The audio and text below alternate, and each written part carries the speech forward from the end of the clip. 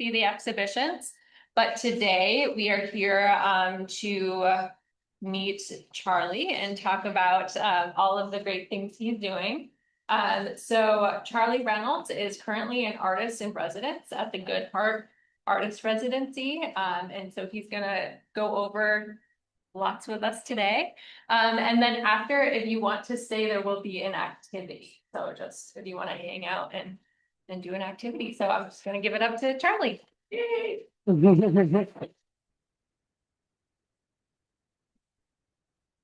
Hello, I'm Charlie Reynolds.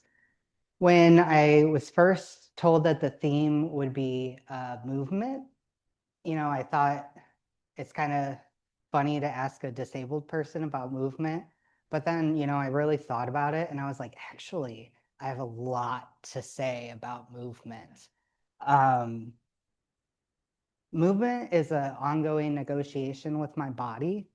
Some of you may always be in pain like I am, or maybe you really have to work to conserve your energy. Perhaps you have to plan ahead, confirm accessibility, or rely on assistance or equipment to move. Each of these are considerations of how we move. I often have to question if a place that I'm going to go is accessible. Can I go? I have to research. I have to ask ahead. I have to ask other disabled people. Even if it says that it is accessible, often I have to question that. Is it accessible specifically for me? Because accommodations are not a monolith.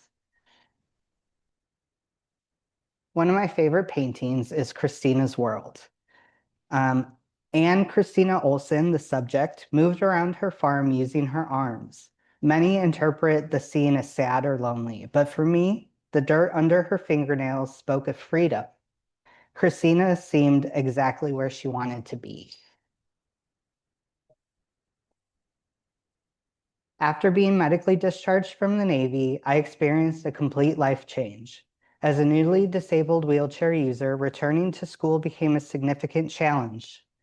I found that buildings and teachers were not prepared to accommodate my needs in art. One big lesson I took away from school was the importance of iterations. I would get a lot of feedback on how to improve my piece, but then I would be expected to move on to the next project. But I wanted to put that knowledge into my practice. I wanted to continue the experiment. For that reason, you may see similarity between my pieces or different approaches to the same problems. While I really only have one or two questions all across my work, I am constantly finding new ways to ask them.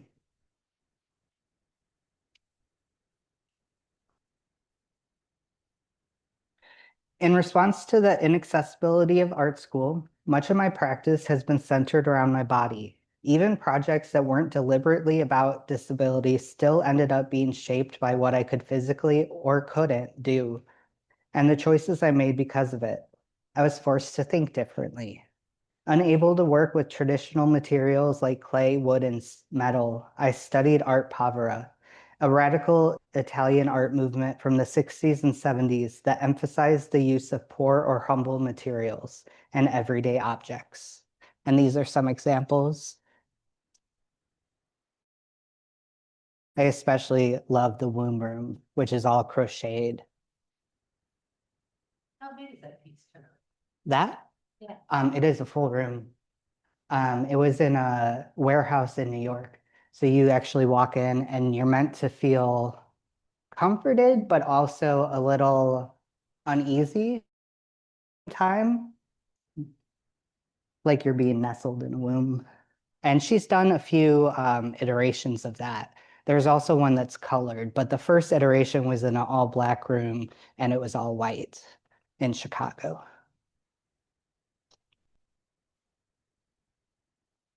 On the table are some figures from an early piece I made, A Discarded People. I used found trash from my school to express my growing frustration with my difficulty walking. Each person is broken into two pieces, a torso and legs. The legs hang above while the torsos climb to reunite. I was starting to play with the importance of materials, using trash to allude to the treatment, but also the resilience of disabled people, while also finding incredible satisfaction and focusing on conceptual ideas tied to meaningful materials. And after the talk, everyone will be invited to come up and touch, feel all of the things on these tables.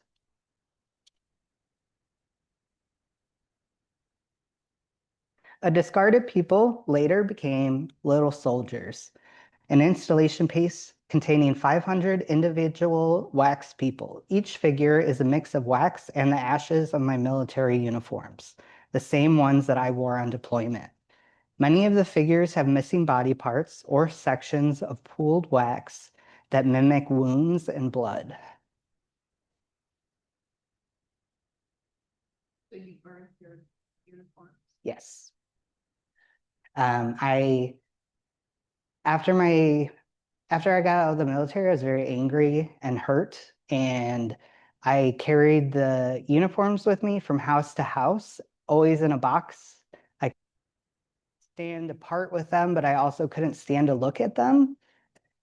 And so I was researching souvenirs, and my big thesis question was, why do we keep souvenirs that feel bad? Or why do we keep souvenirs that remind us of bad things?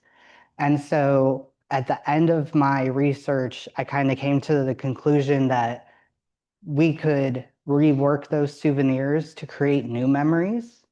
And so by creating a new container for them, I was able to keep my uniforms with me, but create a new experience and a new memory with them.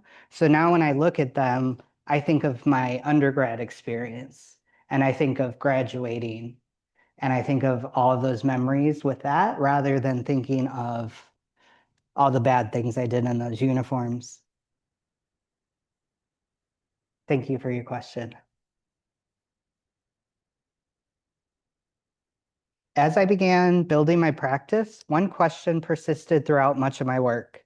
How do I, as a wheelchair user, move through a world not made for me?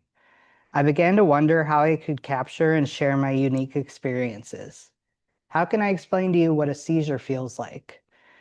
How can I capture what it feels like to dislocate your bones? What are the daily trials of living in a wheelchair? Art became my advocacy.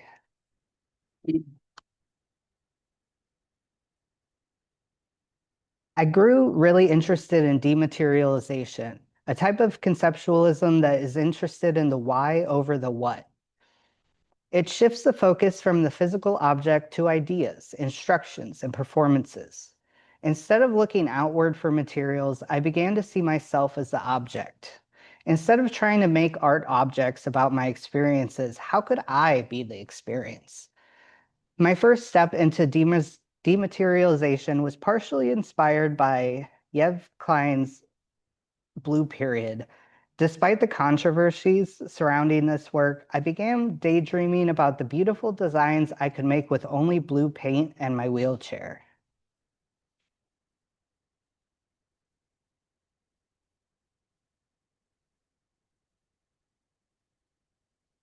This led me to chalk lines, an experiment in the repetition and restriction of disabled lives. Although my friends could walk wherever they wanted, taking shortcuts, jaywalking, or cutting across grass, I led a very different life. I had to memorize my routes I could take across buildings, across rooms, and even in my own house. For 90 days, I chalked my wheels in the morning and left a trail as I headed out for the day. The lines on my wooden ramp revealed how tight my path was, creating beautiful patterns with no room for variation, no space for error.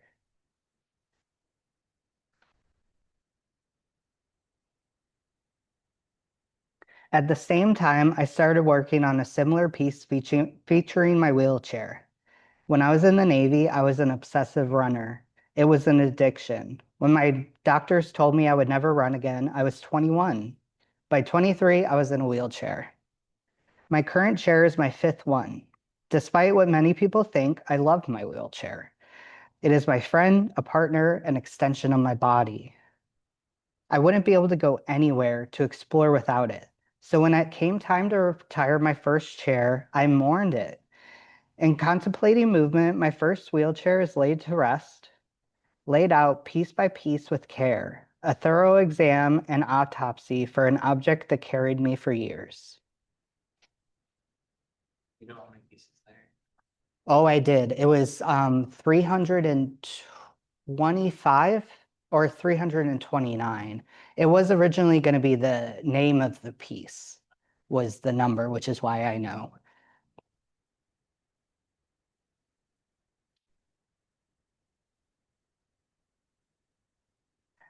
Both of these works built up to a performance I call an attempt to carry a heavy burden. I will be performing this again at the Chicago Cultural Center in November 6th through 9th for the Vietnam Triennial, in case anyone would like to make it out. I was initially very hesitant to engage with performance art. I never saw myself as a performer or an actor, but I did have energy and I have endurance. Partially inspired by the Korean film Spring, Summer, Fall, Winter, and Spring Again, I started thinking about how far I could drag an object and whether I could add weights or anchors. What would that mean?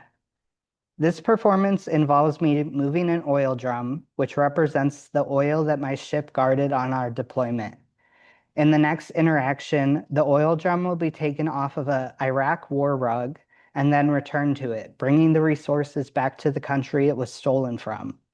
The difficulty and awkwardness of the performance is part of the point. The effort put forth is part of the repentance I have taken on for the things that I did on behalf of the military.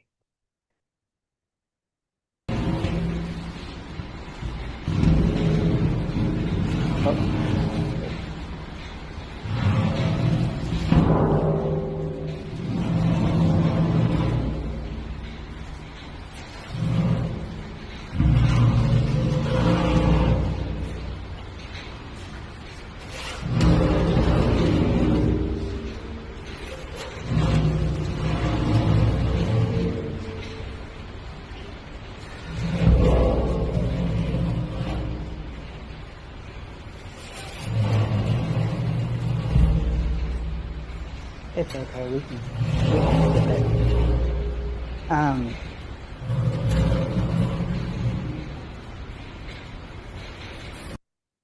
Watching a performance by my mentor, Quinn Hunter, changed the way I thought about my own performance. In Foundations, Quinn attaches a cinder block to her hair and attempts to move it across the room. During her performance last year, a large crowd watched her struggle to carry this great weight. As she moved past me, I leaned down and asked if I could help, that I really wanted to. It was difficult to watch someone in so much pain, especially as someone in constant pain myself. She nodded quietly with exhaustion clear on her face. I struggled at first, but then found a way to push the cinder block with my feet as I rolled. She told me thank you, and I fell back. After that, an amazing thing happened. Suddenly, people were standing in line to help her. Someone asked if I had asked beforehand if I could, and I told them no, it was just instinct. That experience has stayed with me. In my own performance, I initially requested no help because I believed that I had to carry the burden alone. Next time, especially in the presence of other veterans, I plan to not mention help at all. I am curious to see if anyone will step in, and I suspect that they might.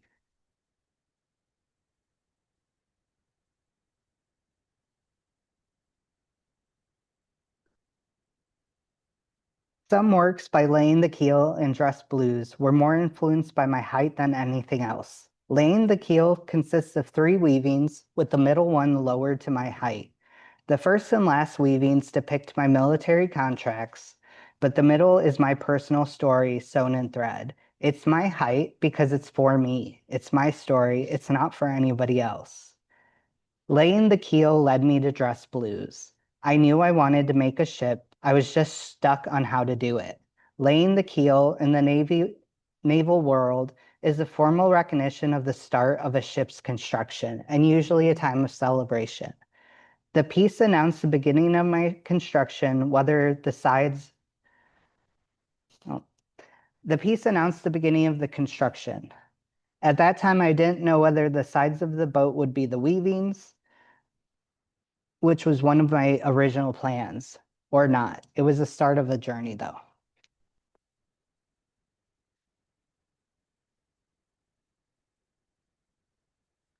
So this one's my baby. Similar to laying the keel, the height of dress blues corresponds to my own. The sinking ship not only resembles the ship that I served on, but also takes my dead name and distinguishing traits. Not only was the height practical for such a large sculpture, but over the course of the year, the boat began to resemble my body as it took on more and more of my characteristics and less of the warship it referenced.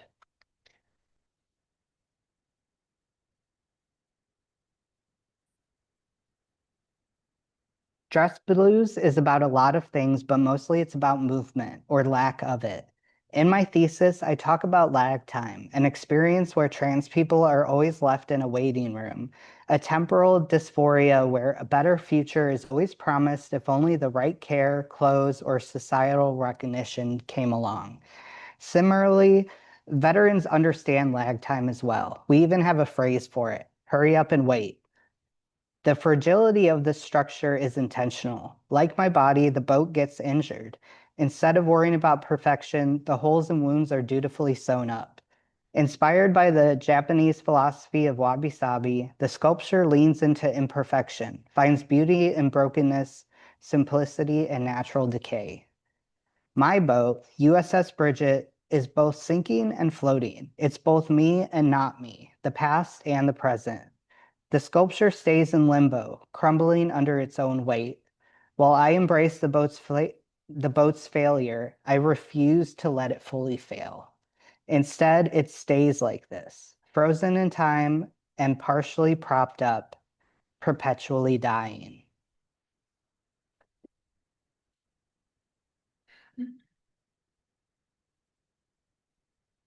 There is one experience I've struggled to capture throughout my career in various iterations. Since I got discharged from the military, I was diagnosed with psychogenic non-epileptic seizures, also called conversion disorder.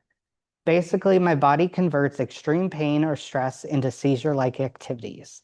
I am thankfully 3 years seizure-free now, knock on wood, but I have had them for over 10 years. My frustration was that I was never aware of having them. I was never awake during them. I didn't know what they looked like or how long they lasted. How could I express them through art? How could I explain how it felt to have one, the way my body whipped around uncontrollably? My first attempt was a 3-foot by 3-foot painting that, in retrospect, is very bad. But there is evidence here that I was starting to think about movement through layering photo references.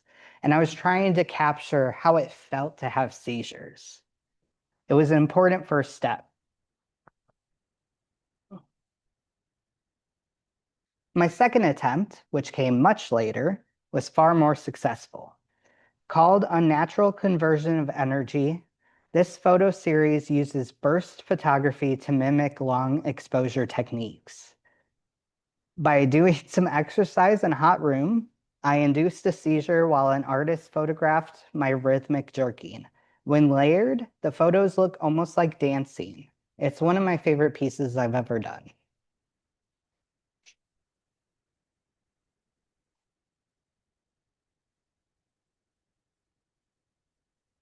I'm very excited to share this final piece with you as I create my next iteration here at Goodhart.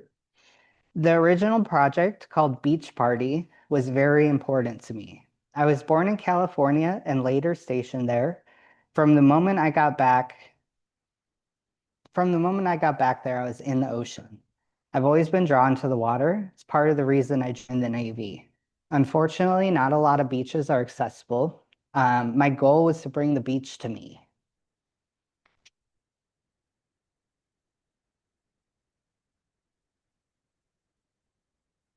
Naturally, I put 1,000 pounds of sand in my living room. I painted beach murals on my walls and I invited all my friends over in the middle of winter. Sitting there watching my friends build sand castles, I dug my feet into the warm sand and I cried.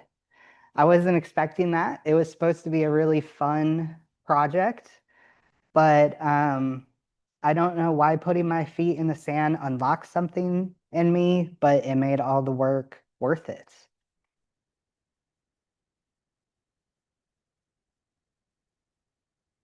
All the sand was put down and removed within 24 hours. I wrote a reflection from the day after and the month after. I'll share a few parts here. While I planned the project, I couldn't explain the nagging feeling. Why did I have to do that? Why was it so important to do it in exactly this way? I couldn't have told you until my feet came in contact with the sand. Watching my friends get down in the sand and play like children was fascinating. There's something about the simplicity of sand that makes people want to create.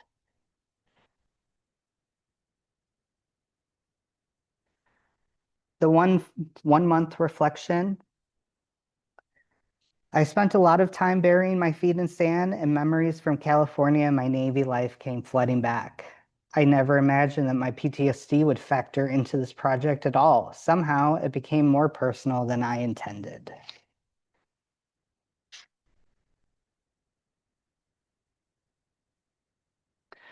Now that it's been a few years, I want to take that experience of putting my feet in the sand and build on it. For a private beach, I want to combine what made me feel good about Beach Party with the reality. I'm going to go to the beach and see how close I can get. Can I see it? Can I get close? I have a kiddie pool I want to fill with sand. If I can get close, be empty. So we'll see how it turns out.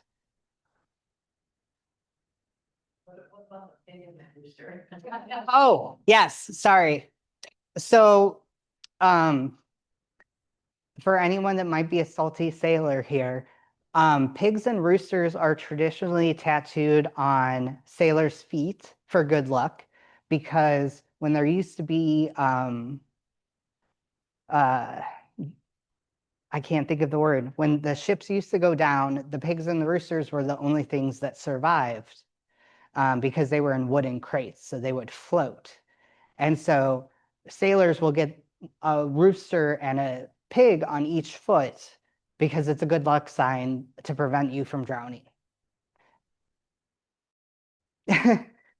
And I no, I do want to get them though. It's a little bit more of a unique tattoo than getting like the sparrows or like the anchors that are more like everybody gets those. So at least you have to know like some lore to know about the pigs and roosters, but yeah. So I have the figurines in there because it's a way to like tie the Navy back into it. But I need help, get you to the same. You got our crew.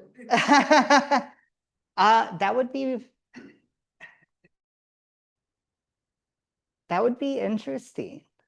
I wouldn't say no to that. I would want to document it.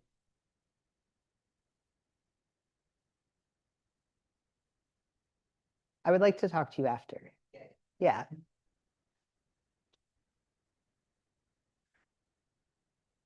In closing, movement is something that not only steers my work, but it's something that I'm conscious about from the moment I wake up to the minute I fall asleep. Whether it's making sure I don't move too much or making sure that I'm able to get into a building when I get there. I should have, there's a period there. One funny tidbit to end on is that since I've become disabled, all my close friends have become experts on the ADA. Even when I'm not there with them, sometimes they call out non-compliant places and then just tell me about it. And like, yes, I know, like, I know how bad it is, but good job. It's very cute and charming.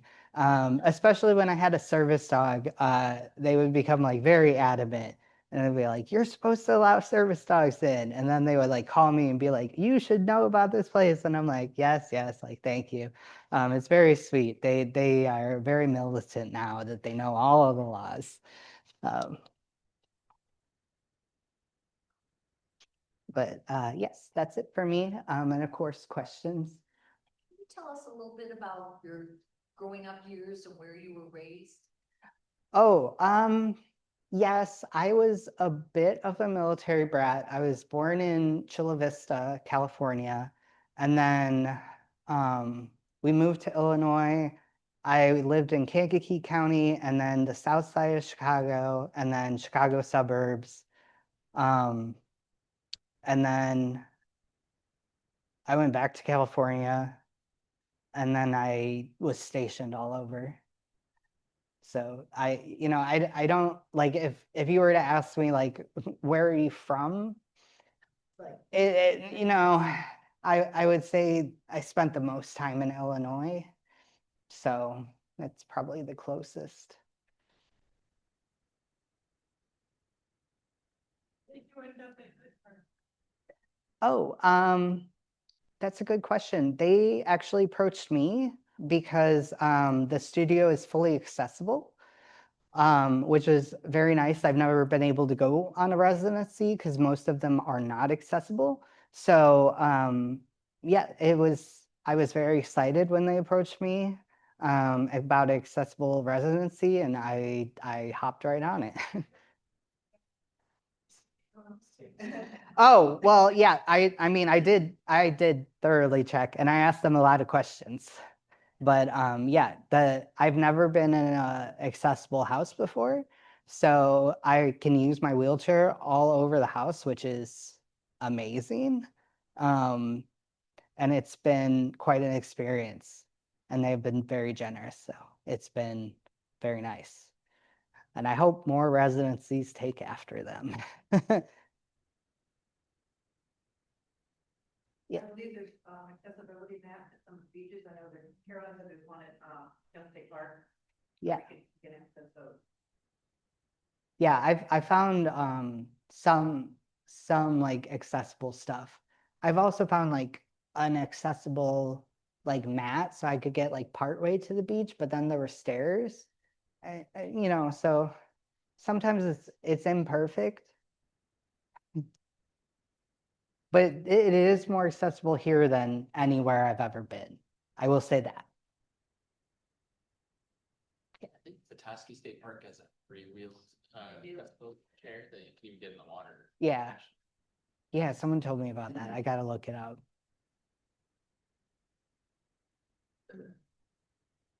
Where do you plan to work on?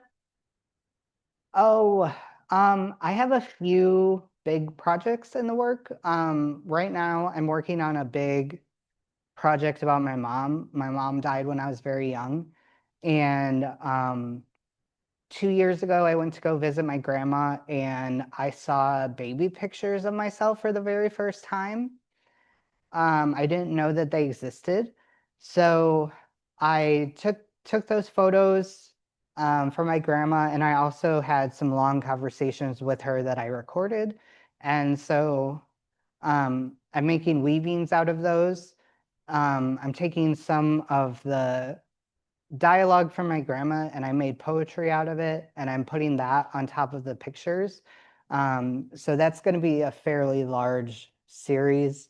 Right now I have 9 of them. But I also have, I'm always juggling at least like 4 things. I have, when I have access to like fancy, expensive machines, I do that work. And when I don't, I put that stuff on the back burner. And then when I don't have access to expensive stuff, I make stuff out of trash or like whatever I can get my hands on. So I always have stuff like waiting for funds, and then I just move stuff around. So like the weaving stuff is a little bit more expensive. And like yarn right now is really expensive. So like my weaving stuff is kind of taking a back seat while the stuff that I can create, like my sculptures and stuff, is kind of moving forward because it's cheaper. Charlie, I know you're an MFA student at University of Michigan, Uh, which is I graduated. oh, you graduated Yeah. now, though. So can you tell us how that experience maybe informed what you're doing now and how you make that step beyond an MFA?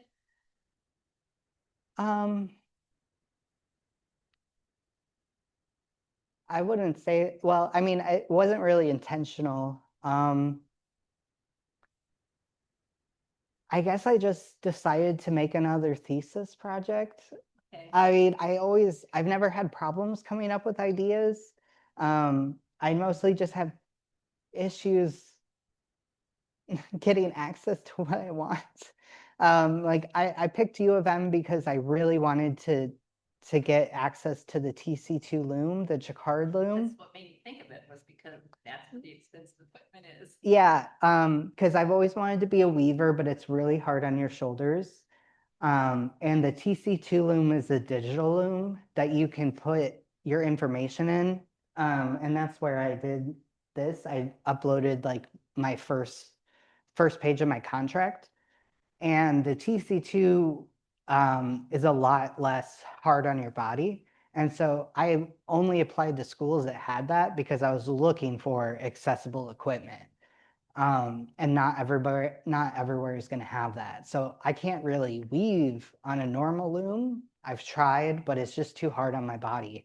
And this is also hard on my body, but in a different way. Like it's a lot less. So it's hard to get access to like accessible stuff.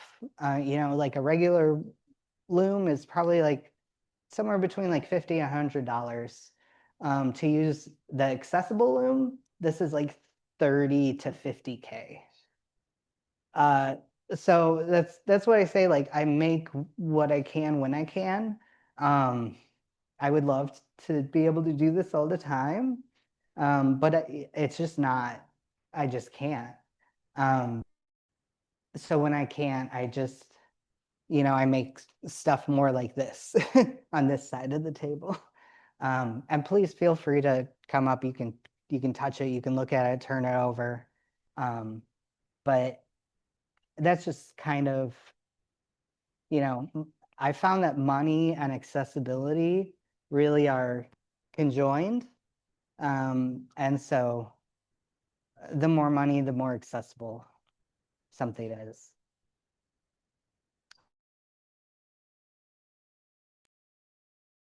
I'd like to ask a very personal question, and you don't have to answer, but you went into the military a healthy person, came out, and now you're in a wheelchair. Yes. Did you suffer injuries while you were in the military that contributed to this? Yes and no. It's a little bit more complicated. So one reason might be trauma, and the other reason is I have a genetic disease called EDS, and what they figured is that I probably would have had issues anyway, but carrying 60 pounds on my back every day for 4 years probably didn't help. And and then also I had a traumatic brain injury after I got out. I was in my wheelchair and I was coming down a ramp and I clipped, like my front tire clipped the ramp and I fell sideways and I hit my head really hard and I seized for like an hour. So that's like my biggest injury. I mean, you could argue that I was only in the wheelchair because of the Navy to begin with. So, but after my TBI for a year, I couldn't see out of this eye or hear out of this ear. And after that, I had to like teach myself how to talk again. I had to teach myself a lot of things, and I still have trouble talking quite a bit, and some other like functions. But I would say most of it came like afterwards. Yeah, but it was like a slow down. But when I was 21 was when they told me I couldn't run again. And they also told me I couldn't have kids because they said I wouldn't survive it. So, I mean, it was pretty early. Yeah.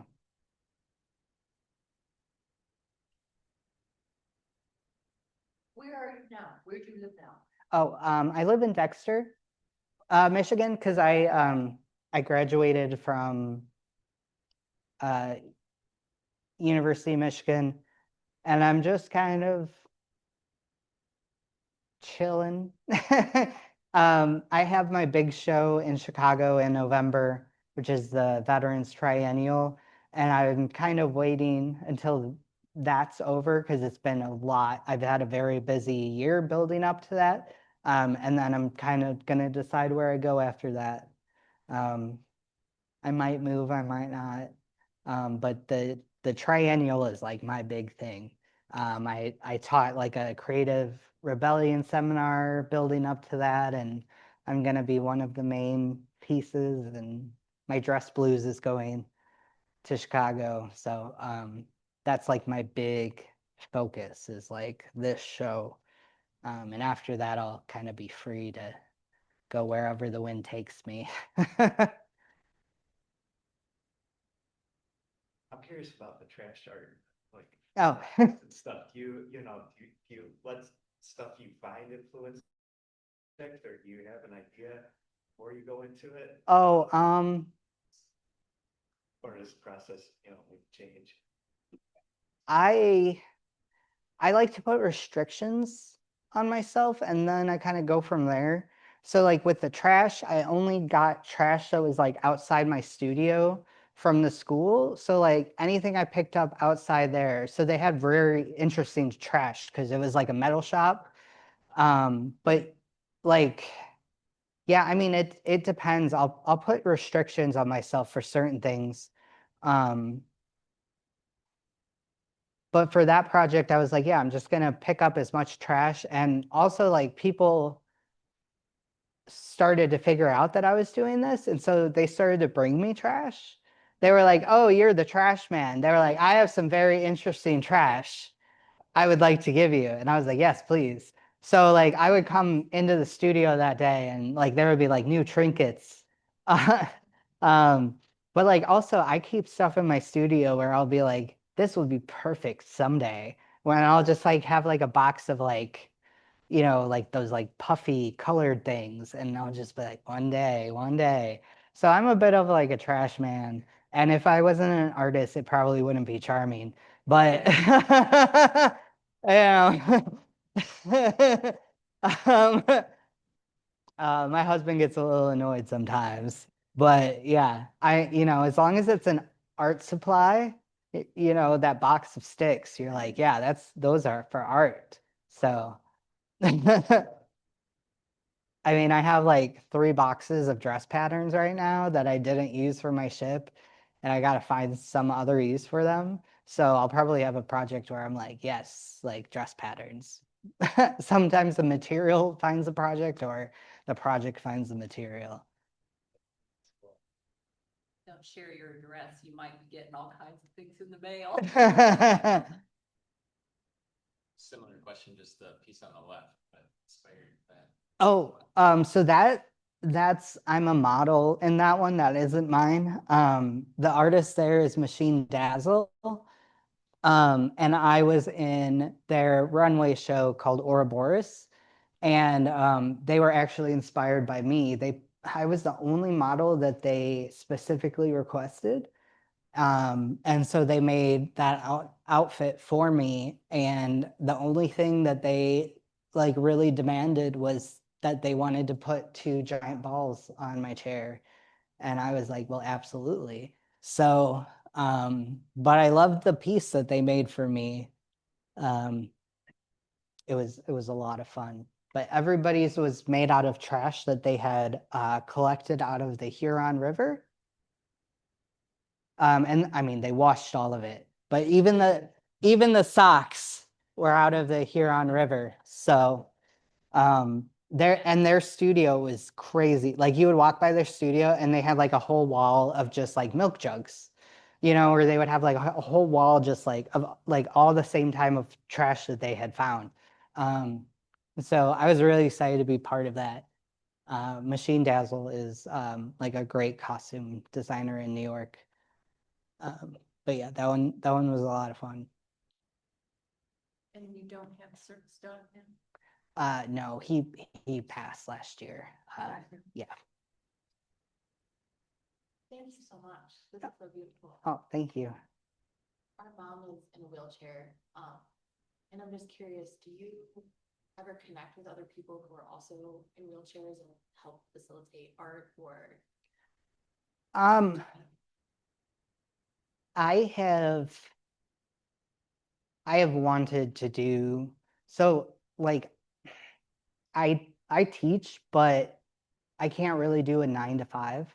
So I prefer to teach like workshops. And I have taught veteran workshops, but I have not done like disability focused, and I want to. I just need to either build the infrastructure for that or connect to somebody that has the infrastructure for that. And right now, a lot of my work is kind of veteran focused, and I need to like build my disability focused infrastructure. But that is something that I've wanted to do since I started, especially with my frustration of grad school, where they were like, why can't you do this or like figure it out? I really want to also help disabled people and just be like, well, you know, you could, you know, just jerry rig it this way and then suddenly you can do it. Yeah, I've been building that thought for a long time. It really hit me the piece of the torso moving towards the legs, because I think she would really relate to that on a deep level. And that's just what made me think of like, wow, that's how I feel like she's described herself. I would love it if you had time to come to my open studio on the 20th. I have a piece that I would like to give you. Bring her. Yes, to bring her. Yeah.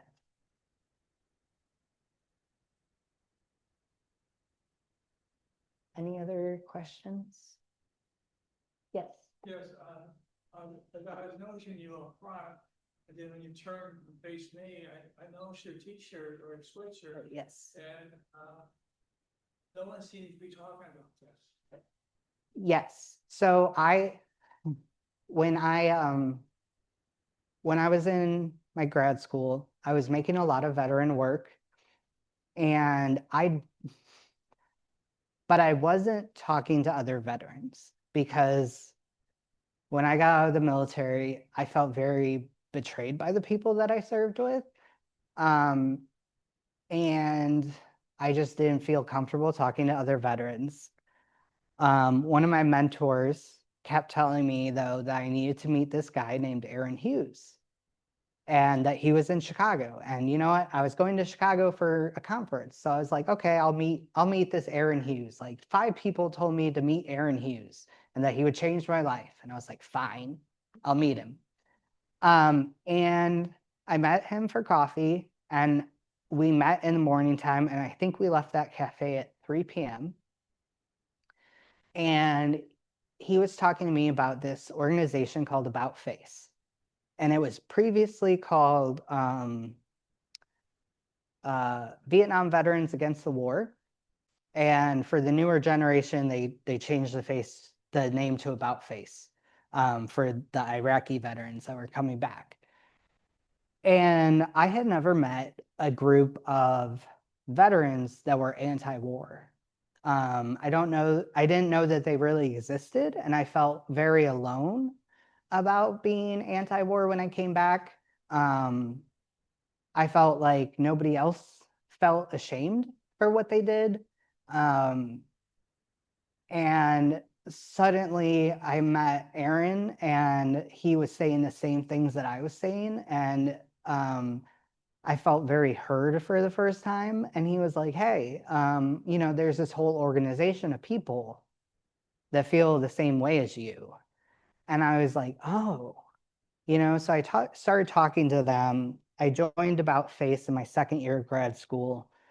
And then he also was like, hey, you know, we have an art group. And I was like, oh.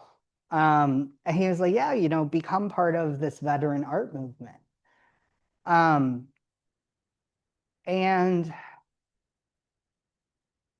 I would say that was the first time that I felt comfortable talking to other people that had been in the service, because they were angry that trans people were being banned from the military. They were angry about Iran. They were angry about the same things that I was angry about. And not only that, but they were protesting and they were going to Washington and they were pissed off. And, you know, I felt it was important to wear this shirt today because I wasn't necessarily talking about my veteran work, which is not necessarily separate from my disabled work, but I typically have 3 subjects that my work is about: disability, gender, and war.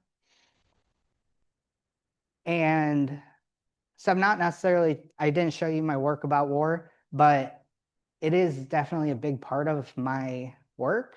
And I wanted to kind of show out for the group that I very much belong to. And I'm very upset by everything that's happening. And I think that the more veterans talk about how wrong this is, and the more that veterans try to dissuade new, younger people from joining, I think the better it is. And the one thing I will say is that, you know, as someone that's assigned female at birth, is that I will always tell women not to join for their own safety. And yeah, I mean, that's, if anyone would like to talk to me later about that. I also have postcards up here about our campaign this year called "The Military Members Have a Right to Refuse Orders." And there's a QR code on there where active duty people can sign a private form saying that they would like to get out of the military and that they are conscientious objectors, and About Face will help them navigate that. We have gotten quite a few people out of the military this year because they disagree. So, and we also helped quite a few trans people navigate being kicked out, and, you know, so that's a little bit of what I do on a volunteer basis. So.